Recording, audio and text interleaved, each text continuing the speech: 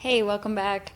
This conversation is for you if you ever have one of those moments where you feel like you're in a trance with food, where you might even really know how to eat healthy, but all of a sudden it is like you watch yourself go into this almost like trance like state, or it feels like a hypnosis, and your body feels like a magnet towards food.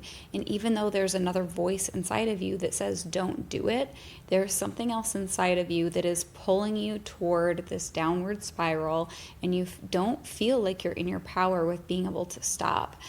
And this is such a deeply personal topic to me because I went to school to learn about nutrition, and this was a moment that nobody prepared me for.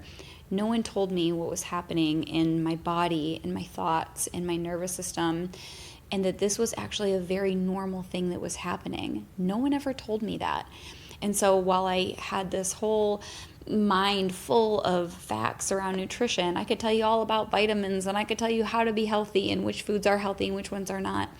Nobody ever prepared me for that moment of what was happening when it felt like I would go into this trance-like state and watch myself go for snacks, even if it was something that was a healthy snack, but I knew I was going into this downward spiral of not feeling in control over my food. And I don't really blame my schooling, because I think that there's a really big misunderstanding about what's happening. And so because we don't know what's happening when we go into that trance-like state, we try to use willpower or control, but I'm going to explain exactly what is happening in your brain, in your body, in your chemistry, and you're going to see exactly why not only does willpower and gritting your way not work at all through those moments, but it actually can make things worse, and it can leave you feeling like, what is wrong with me? Like, why can't I do it? And so if you've been struggling with some of these moments, I want to make it so clear so that you understand what is happening inside of your body. And if you're feeling any guilt around it, around sometimes having a loss of control with food, going into that trance-like state, I want you to know I'm right here with you. I wish this was something that somebody taught me sooner. I had to go through years of learning and studying and understanding what's happening on a scientific level in the body's chemistry, emotionally, what is actually happening. So I want to break this down so you understand when you go into that trance-like state, what is happening. So let's break down exactly what is happening in the body. Most people focus on the aftermath, the guilt, the spiral, but let's backtrack. Let's rewind all the way up to what's happening in the beginning. I see that food hypnosis experience being in like 3 different stages. We have the urgency that comes up, the disconnection, and then the reconnection. And so if we were to rewind even before the urgency, you probably have a lot of willpower and good rational thinking where you're like, I'm going to eat healthy, everything is perfectly fine, I'm really motivated, I feel in my power. When you're in that state, before you go into the trance, this is the area of your brain called your prefrontal cortex. Your prefrontal cortex in your brain is active when you feel safe, when your nervous system feels regulated. And so you might notice that feeling of having really good willpower on a day when it's like it's sunny outside, or you're really happy, or a good song comes on, and you might feel calm. You notice that direct connection with your ability to feel in your power with your food choices. In those moments, you're like, yeah, it feels easy to be healthy, and I'm going to live that way forever. I'm forever going to do this. So you think that this feeling is like going to last forever, but sure enough, it usually doesn't, especially with a food trance, and you'll start to notice everything in your body like click and shift and change with your thoughts, with your body's sensations, with your emotions. And so notice when you start to go into that trance-like state, how do your thoughts begin to shift? You'll start thinking about food. Maybe I could just like have one cookie or one snack, or you'll start hearing that voice come in to talk you into going back to your old ways. It's not that eating a cookie is a bad thing, but you want to pay attention to how the voice in your head starts to convince you to go back to your old ways. You'll also start to notice that your body's chemistry begins to shift. Sometimes your muscles start to tighten, and you start to lose that feeling of sensation in your body. A lot of your attention goes up into your mind as you start to think about the food, thinking about the flavors. The body starts to tense up, and you might even start to feel disconnected from your emotions. You might start to feel numb here. So I want to pause. What is happening when you go from feeling motivated, relaxed, in tune with your body, to all of the sudden losing this connection with your body? This is the interplay of your nervous system. When your nervous system goes from feeling safe in rest and digest over to a state of where it becomes a little bit stressed. And this could be like an emotional stress or an underlying stress. Something is kind of happening in the background that is telling your body there is a stress that's present. And that is what shifts you into this hypnosis-like state. It's your body's design to keep you safe. It switches from when you're feeling like you're in a safe state, you have really good willpower, you have rational thinking, that's your prefrontal cortex working in your brain, and that is only when your body feels safe. Now, as soon as there is a stress happening, it could be emotional, it could be physical, it could be about any kind of a stress, your body's designed to start to switch for everything for survival. Survival is the number one priority. Not losing weight, not getting healthier, not reaching your goals. If your brain and your body perceives that there's a stress happening, number one, it clicks into its primary job, which is survival.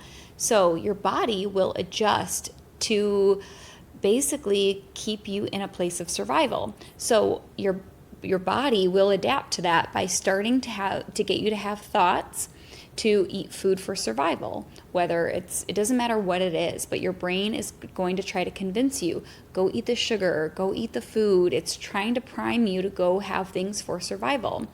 And all of your attention will start to leave your body and come up to your mind, and you'll get fixated on flavors and tastes. You'll also notice that your body's chemistry might start to shift. Your heart might start racing a little bit if you're really sensing like how your body is shifting, and your muscles, your neck, everything might start contracting and you're holding your breath. That's a sign of the body going into that fight or flight state. If you think about from a survival perspective, if you had to run from a wild animal, your muscles are going to tense, they're going to contract and protect your body, protect the neck, protect the skull, and your legs will be loose so that you can run and your body is ready for movement, action, protection.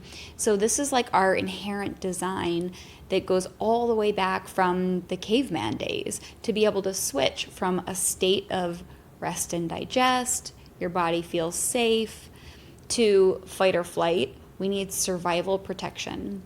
Survival means we need food, excess calories on board for protection, tensing up the muscles to protect us, and really being up in this state of craving, excess consumption. And that area of your brain that is online at that point is called your amygdala. That's your fight or flight area of the brain. And its job is to try to keep you alive. And so when your amygdala comes online, now all of a sudden you don't have any good willpower or rational thinking. Rational thinking comes from the prefrontal cortex when you felt safe, when you felt relaxed, when you felt happy, when your nervous system is regulated. Now that you moved into a state of stress and your amygdala is turned on, it dulls your willpower. We have to remember, these are all functions of the brain. Willpower, decision making, these are functions of the brain, and they come from different areas of the brain. So as soon as there is a stress, you go into that very primal-like state, and that is what the trance feels like. You could almost imagine a tiger that goes like tunnel vision, that's like, I am focused on this one food or this one thing. I must have it. So you go from this, I can honor my body, to no, I need to have this.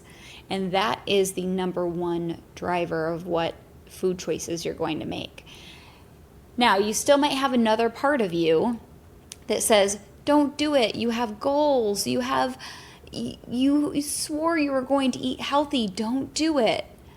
But survival, the other voice is stronger. We need this anyway. You might have the voice that says, don't do it. You have goals. But what is happening inside of your brain and your nervous system is stronger. It becomes like this very primal, animalistic force. So this is where you reach disconnection. You have lost the connection with your body. Your attention has gone up into your mind where you're thinking about food, you're craving food, and it's a very primal response.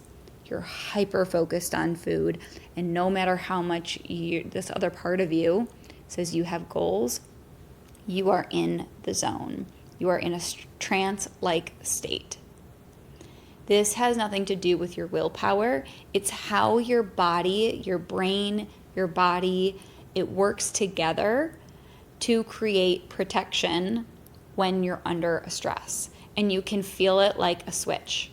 It can feel completely different. This is how you can switch in between. How did I 1 second feel so motivated, and then I just went into a trance-like state and I lost it? Any kind of a stress can put us into that trance-like state. It could be like you had a stressful day and your stress was building up all throughout the day and you didn't really realize your body was telling you that. It could be that you had an emotion come up and it felt intense. It could be that you have underlying fears and worries, maybe like, I know I should be taking care of my health, but I'm not, and it's kind of suppressed, but it's creating this aggravation inside of your body that's creating a stress. It could be things from your past memories that it's like, I don't even want to think about that, but it's still in my mind. It's still somewhere in there, even if I'm not busy thinking about it. All of these stresses can contribute to that stress-like state. So now, as you are in it, and you are in the zone, you might be battling your willpower, you're feeling very disconnected, your body is in a survival state. Oftentimes you'll feel numb to your body. You might even lose the sensation of feeling hungry, full. You don't even know what your body is feeling. In this state, it feels impossible to listen to your body. When people are like, just listen to your body, listen to your hunger, listen to your fullness, honor your body. You can't do it in this state. No way. You are in this primal survival state.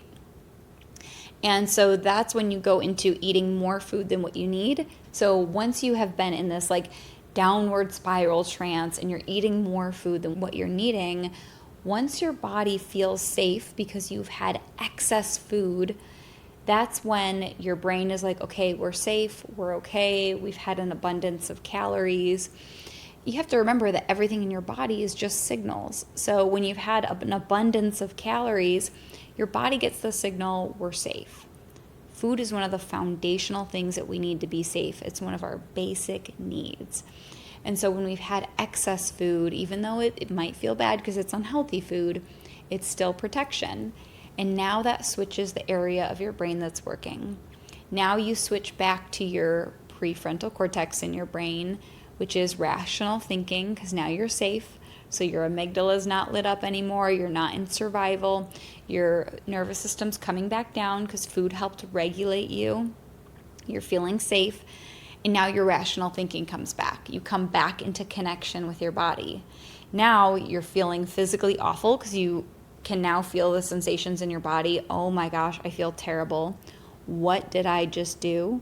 And because your rational thinking comes back, your willpower comes back once your prefrontal cortex is working again, that's where the feelings of the shame and guilt come in, because it doesn't make sense. Why would I do that? I just had goals. What is wrong with you? Why do you have no self-control? Why do you have discipline? You need to do this. And you start threatening yourself with how bad your health or your body's going to get. And you realize that there are no amounts of guilt or threats that actually address this problem or this challenge. There are no amounts of threatening yourself to get healthier, that if you don't get healthier, these are going to be the consequences. There's no amount of threats that will get you out of that trance-like state with food. You cannot overpower it with guilt and shame. It's going to come by working with your body and understanding why are you going into that trance state and what is your body actually needing. That is how you then feel like you're working with your body instead of feeling at war with it. So when you go into a trance-like state with food, where you know that you should be eating healthier, but all of a sudden it feels like you watch yourself do something different and sabotage yourself, that's not a failure, it's your biology is shifting. When you know how to work with your biology, you won't be going into that trance-like state anymore. But it's about understanding it and knowing what is actually happening and what your body is telling you that it's needing. When you go into that trance-like state with food, we see it as a failure. We see it as a lack of willpower, or it's a betrayal of ourselves and our goals. But what it actually is your body saying, I need safety. I need protection. My stress has become so overwhelming that I need something to make me feel safe again. When we can see that message for what it actually is and what your body's telling you, you're going to start working with your body in a completely different way. You're going to start tuning in and listening. What is my body actually begging for my attention? What is it telling me? I need you. We're going into a state of fight or flight and overwhelm. When you look at it through this lens, now you start looking at these situations completely differently and approaching them completely differently. So how did this look for me? Well, now, once I learned this and discovered this, when I understood what was happening in my brain, what was happening with my cortisol, what was happening emotionally, physically, why I had no willpower, I stopped trying to grit and focus and force my way through eating healthier. Instead, I started to pay attention to my body earlier throughout the day. I started to see my body as my partner. How are you telling me when we're starting to switch from that state of feeling safe into that state of fight or flight? Now I started tuning into its communication in ways that I never had before. I didn't even realize that my body was telling me all throughout the day that it was going into this state. I just didn't pay attention until I was completely in a trance and losing control of my food. And that's when I finally paid attention. But now that I understood this was actually my body shifting, I started paying attention way earlier in the day. And I started getting all these clues from my body. So as I started to have different stressful thoughts or emotions come up, instead of suppressing them, I started tuning into them. And I started noticing, when was my body making that shift? My neck was starting to contract. My breathing was getting shallow. I started thinking about food. That didn't have to be a bad thing. I didn't have to go into a panic and a downward spiral. I could say, oh, this is a clue. My body's trying to get my attention. It's letting me know, hey, there's a stress happening inside of your mind, in your emotions. We want to explore what that is. So my practice became tuning inward to my body, feeling what was coming up for me, and learning how to feel those emotions, feel that stress that was coming up, and let it tell me and teach me about myself, about what I was really needing, what I was really stressed about, what I was worried about. Now this shift, as I tuned into it earlier, my body became my partner instead of feeling like it was betraying me. Instead of feeling like I can't trust this, I can't trust myself with food, it had nothing to do with the food. It had everything to do about what was happening inside of my body. My body was actually doing its job. My body was doing what it was supposed to, which is taking over the controls and getting me to eat when I needed protection. Wow, what an amazing body. That when it doesn't feel safe, it will take over my willpower, my strength to cut back my calories, and it will make sure I'm protected and safe and surviving. A lot of people try to diet in this state by restricting their calories and eating less, and that further drives them into that lack of safety. This is why people rebound with dieting. If your body is already in a state of fight or flight and it's trying to shift your body's chemistry to get you to eat more food, it's increasing your hunger hormones, it's increasing your drive for sugar, it's increasing your cravings because you're in a state of fight or flight. That's what your body does for protection. And then you do a diet because you're frustrated with that and you take away food.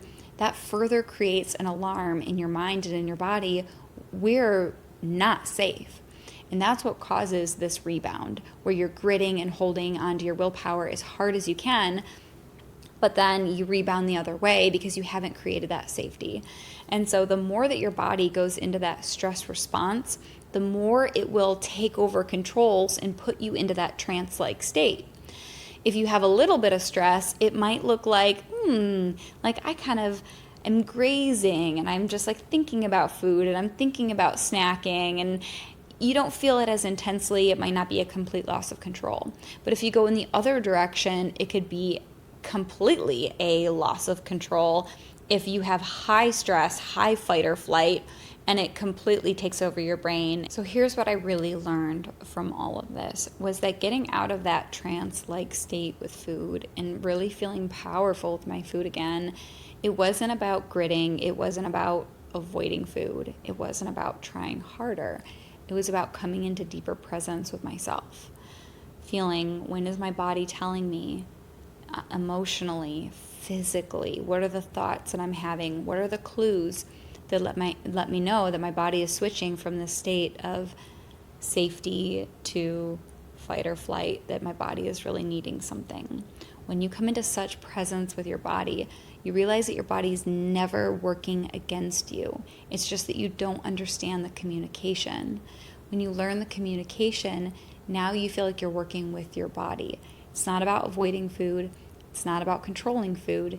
It's about understanding what your body's communicating to you that it's really needing. I hope that this gave you an insight today. I would love to hear if this woke up something inside of you that was like, oh my gosh, this is what I needed to hear. It was what I needed to hear back then, that I needed so much validation for my experience and a new way to start working with my body. As I started practicing to listen to these cues within my body, I never go into that trance-like state anymore, because I tune into my body long before I get there and I understand what it's really needing. This is a process. It's a journey. It's not as easy as a mental knowing. It takes a willingness to lean into the discomfort, practice, and listening to your body. But it truly, on the other side of it, is freedom, when you don't feel controlled or powerless to something anymore, but it actually feels like a partnership. It makes everything so much easier.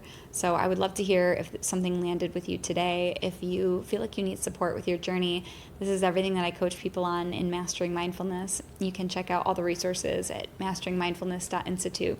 There's a free training there. You can apply to coach and work with me there. And I hope you enjoyed this. I would love to hear any feedback that you have, and I'll see you next time.